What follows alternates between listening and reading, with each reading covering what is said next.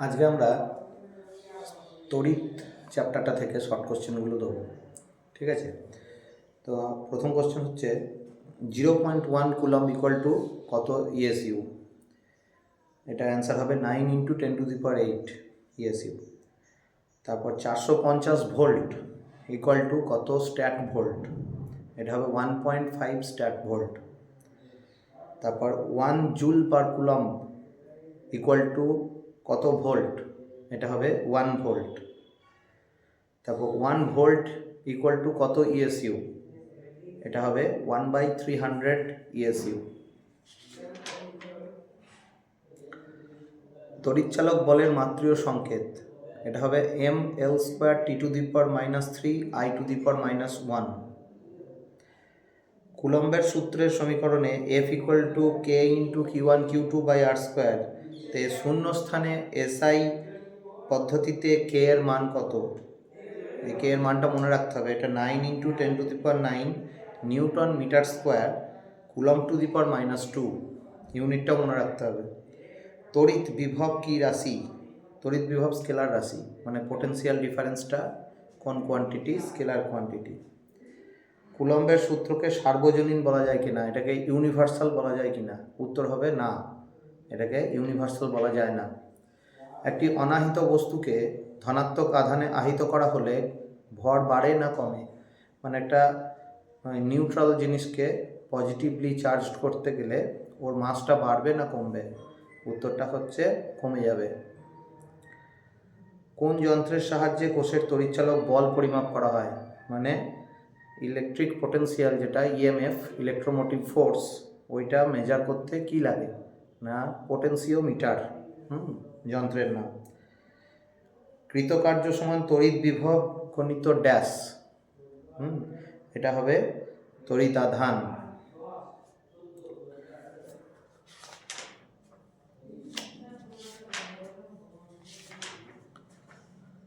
Short circuit হলে আর এর মান কত?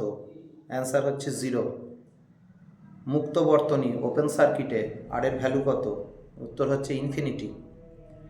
1 volt per ampere equal to কত ওহম? Equal to 1 ohm. তাপমাত্রা বাড়লে ধাতুর রোধ বাড়ে না কমে? উত্তর হচ্ছে বাড়ে।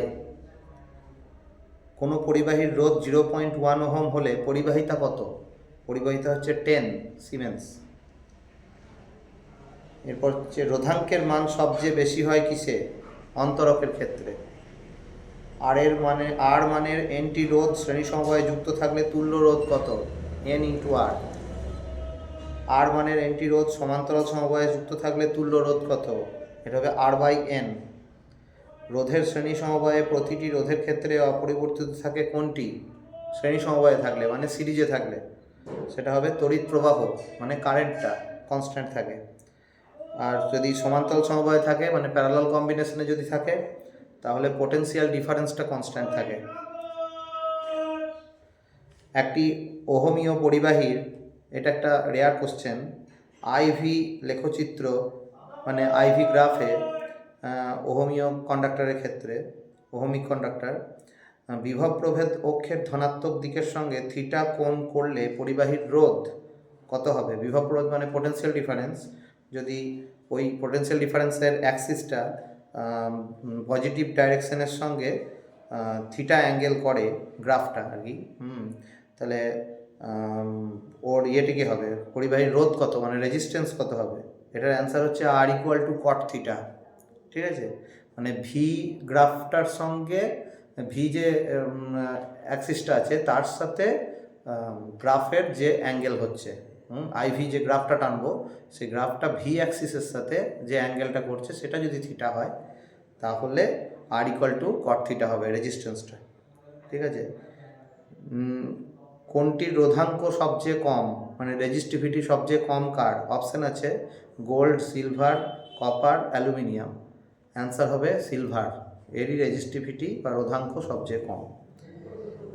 3টি অওহমীয় পরিবাহীর উদাহরণ দাও, মানে নন ওহমিক কন্ডাক্টরের এক্সাম্পল, খুব ইম্পর্ট্যান্ট, ডায়োড, ট্রায়োড ও ট্রানজিস্টার, ঠিক আছে? রোধের মাত্রীয় সংকেত করে রাখতে হবে, mL² T⁻³ I⁻²। চাপ প্রয়োগে রোধ বৃদ্ধি পায় এমন দুটি ধাতুর নাম লেখো। প্রেসার ইনক্রিজ করলে রেজিস্ট্যান্স ইনক্রিজ করছে, সেরকম দুটো মেটালের নাম হচ্ছে লিথিয়াম আর ক্যালসিয়াম। চাপ প্রয়োগে রোধ কমে যায় এমন একটি অধাতুর নাম লেখো। মানে প্রেসার ইনক্রিজ করলে রেজিস্ট্যান্স কমে যায় এরকম একটা নন মেটালের নাম, এটা হচ্ছে কার্বন। আলোর তীব্রতা বাড়ালে রোধ কমে যায় এমন একটি ধাতুর নাম লেখো। মানে লাইটের ইন্টেন্সিটি যদি বাড়ানো হয় তাহলে রেজিস্ট্যান্সটা কমে যায় এরকম একটা মেটালের নাম, এটা হচ্ছে সেলেনিয়াম। সংকট উষ্ণতায় মানে ক্রিটিক্যাল টেম্পারেচারে থেকে যদি কম উষ্ণতা হয় তাহলে কোনো পরিবাহীর রোধাঙ্কের মান তখন কত হবে, মানে রেজিস্টিভিটি কত হবে ক্রিটিক্যাল টেম্পারেচারের নিচে। তো সংকট উষ্ণতার কম উষ্ণতায় কোনো পরিবাহীর রোধাঙ্কের মান 0 হয়ে যায়, রেজিস্টিভিটি 0 হয়ে যাবে তখন। তাপমাত্রা বৃদ্ধি করলে ধাতুর রোধাঙ্কের কীরূপ পরিবর্তন হয়? তাপমাত্রা বৃদ্ধি করলে ধাতুর রোধাঙ্ক বৃদ্ধি পায়, ঠিক আছে, মানে মেটালের রেজিস্টিভিটি বেড়ে যাবে যদি টেম্পারেচার ইনক্রিজ করা হয়।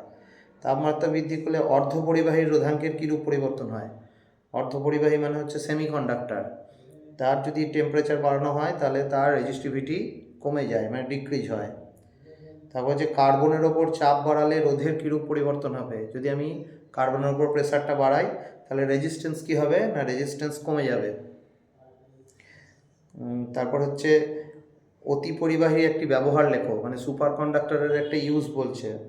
হ্যাঁ, এটা হচ্ছে অতি পরিবাহী চুম্বক হলো খুব শক্তিশালী তড়িৎ চুম্বক, মানে অতি পরিবাহী দিয়ে যদি ম্যাগনেট বানানো হয় সেটা খুব পাওয়ারফুল ম্যাগনেট হয়, ঠিক আছে।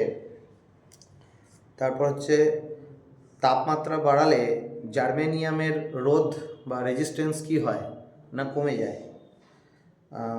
তারপর যদি ইমপিউরিটি বাড়ানো হয় তাহলে সেমিকন্ডাক্টরের রেজিস্টিভিটি কী হয় না, কমে যায়, ঠিক আছে। তাপমাত্রা হ্রাস করলে ধাতুর রোধাঙ্ক কী হয়? মানে টেম্পারেচার কমালে মেটালের রেজিস্টিভিটির কী চেঞ্জ আসে না, কমে যায়। লেন্থ যদি বাড়ানো হয় তাহলে রেজিস্টিভিটির কী চেঞ্জ আসে? লেন্থ বাড়ালে রেজিস্টিভিটির কোনো চেঞ্জ হয় না। কোন তাপমাত্রায় কোনো ধাতব পরিবাহীর রোধ 0 হয়ে যায়? এটা হচ্ছে ক্রিটিক্যাল টেম্পারেচারে,